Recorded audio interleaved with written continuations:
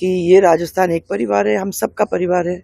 इसमें सब मज़हब और सब जाति आराम से प्यार से रहें, एक खुशहाली का वातावरण हो, ताकि प्रदेश में सब लोग जब मिलकर काम करेंगे तो समृद्ध होगा प्रदेश।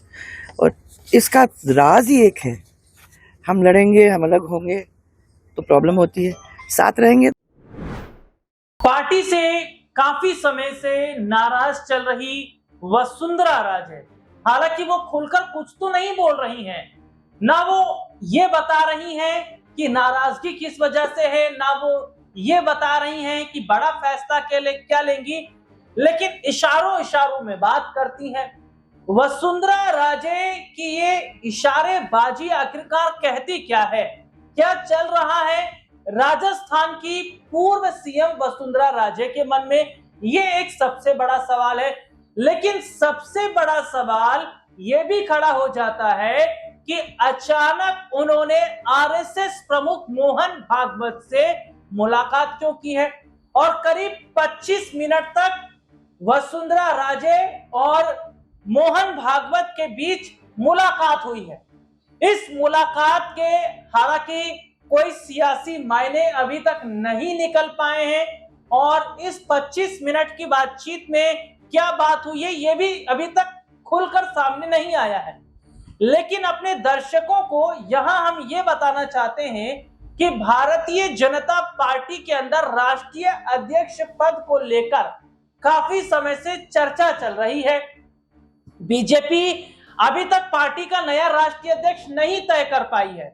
हालांकि कई नाम आए, कई नाम जो है चर्चा में रहे, कई नाम हटा दिए गए, लेकिन उसके बावजूद क्या वजह है कि पार्टी को अभी तक अध्यक्ष नहीं मिल पाया है?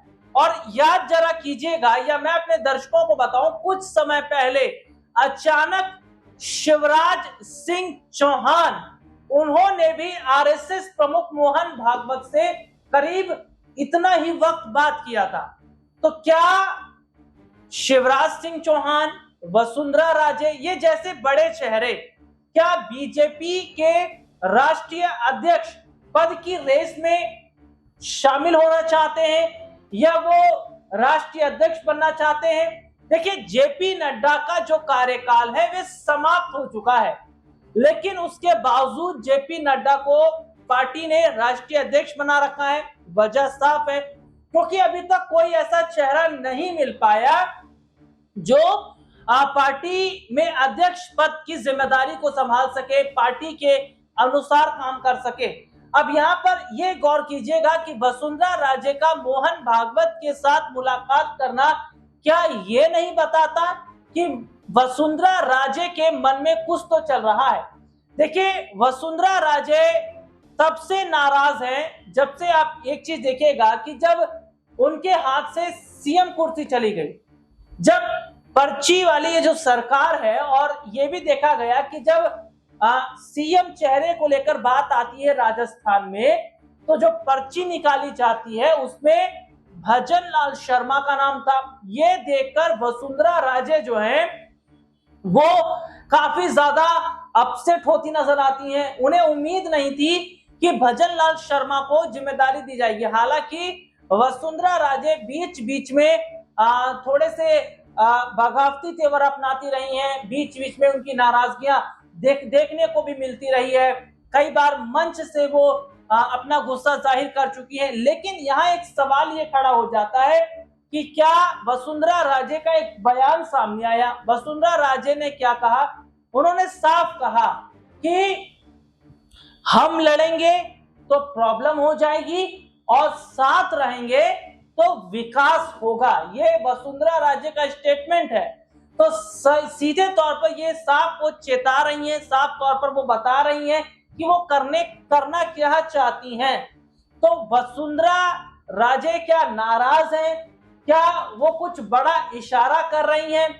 और वसुंधरा राजे को अगर बड़ी जिम्मेदारियां पार्टी के अंदर नहीं मिल पाती हैं, तो ऐसे में क्या वसुंधरा राजे कोई बड़ा स्टेप ले सकती हैं, यहाँ बड़ा कदम ले सकती है? और जरा गौर भी कीजिएगा कि जिस तरीके से देखा जा रहा है कि वसुंधरा राजे के जो बयान सामने आए हैं, उनके बयानों को कहीं ना कहीं जो विपक्ष है उसने उसको मुद्दा बनाया है।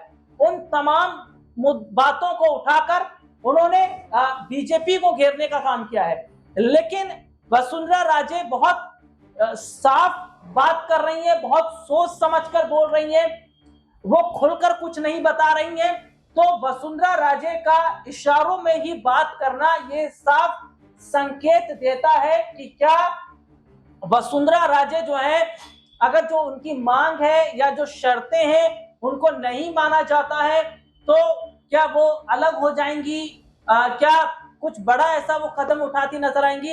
लेकिन इन सब के बीच में जिस तरीके से वसुंधरा राजे की पकड़ राजस्थान के अंदर है, वो पूर्व मुख्यमंत्री हैं और लंबा इतिहास उनका राजस्थान से रहा है, लंबे समय से वो पार्टी से जुड़ी हुई है। हालांकि ये देखा गया कि कई बार वो पार्टी के बड़े लीडर्स के साथ भी मुलाकात करती नजर आई, मंच पर वो नजर आई हैं। लेकिन जिस तरीके से वसुंधरा राजे को लगातार अगर हम कहते हैं कि पार्टी की तरफ से थोड़ा सा अलग रखा गया, उससे नाराजगियां उनकी साफ झलकनी लाजमी भी है। और वसुंधरा राजे की मोहन भागवत के साथ मुलाकात ये साफ संकेत देती है कि क्या कुछ तो है वसुंधरा राजे के मन में, जो ऐसा उन्हें लगा कि अब हमें आरएसएस प्रमुख मोहन भागवत से बात करनी चाहिए।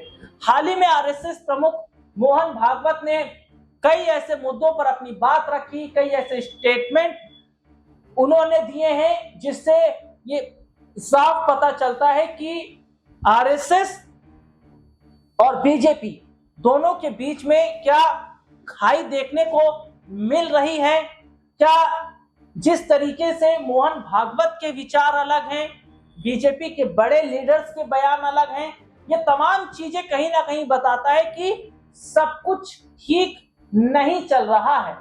हालांकि 2029 का विजन प्रधानमंत्री नरेंद्र मोदी ने सेट जरूर कर लिया है, लेकिन क्या 29 में उनका जो विजन सेट है क्या वो उसे पूरा कर पाएंगे।